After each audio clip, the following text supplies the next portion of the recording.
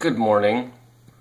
So it's about 7:30 in the morning on a nice Monday morning, and I wanted to do a Redhouse update.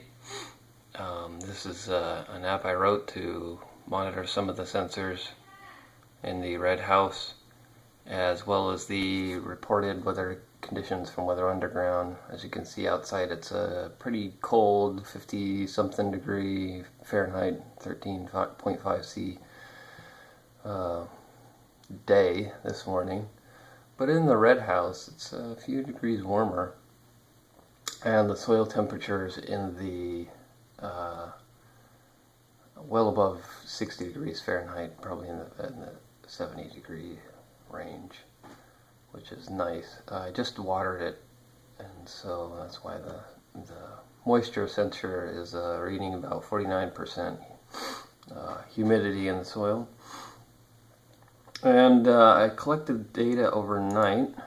I'll pull that up. And as you can see, the soil temperature versus air temperature is strange looking, especially if you compare it with last month's data, which shows this nice little curved correlation between the soil temperature and air temperature. And this graph shows the temperatures over time. This is for a whole night. This swing is the air temperature that steadily goes down and goes back up. That was a month ago. This is what the same graph looks like today. Again, it looks kind of strange having this bump in temperature in the middle of the night. That's kind of weird, but otherwise it looks fine. The red is the geo water one, and it's always a few degrees cooler than the other soil bed. And there's probably a bunch of reasons for that, but one of the biggest reasons is probably the amount of sun the actual soil bed gets during the day, and the fact that water takes more energy to heat up than does soil, so it's cooler.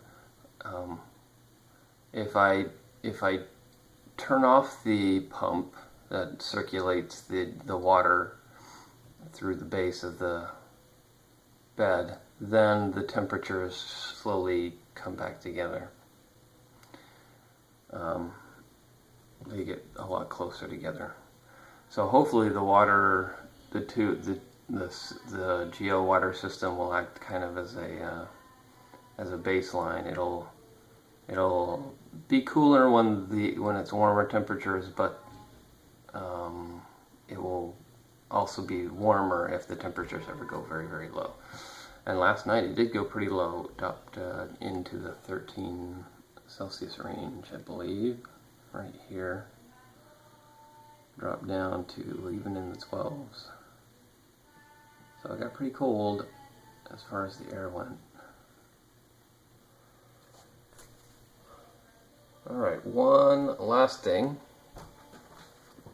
before we go out into the greenhouse itself. I have got this internet button, and it shows right now the green lights are the indicator for soil moisture, and this will actually turn from green to blue or red depending on the temperature of the soil bed. And right now it's green because it's a nice 20 Celsius. But you can also control certain things, so if I hit this side of it, it'll activate the pump in the greenhouse, and I can turn it on and off. If I press up, this is it's watering right now, and it'll water for exactly a minute unless I turn it off, and then I'll wait for another update with the data. So I have this in my office right now. I don't know exactly where I'm going to put it. I want to put it in the Redhouse somewhere, but haven't done that yet.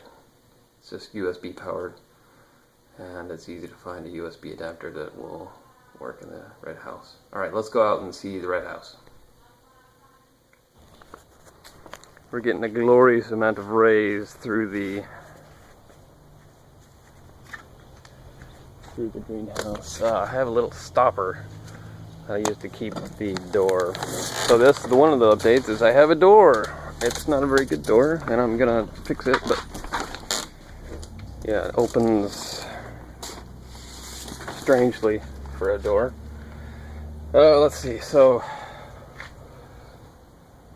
I've got the seedling area. This was on all night. I was trying to use it as a heat source as well. But this is, we're growing some cucumber. Now it's looking great. We've got a tomato, Russian big Roma tomato, some cabbage, and Thai basil, and some more cabbage, and some onions that are drying out. I also added a fan. This fan is temporarily in this position, and this is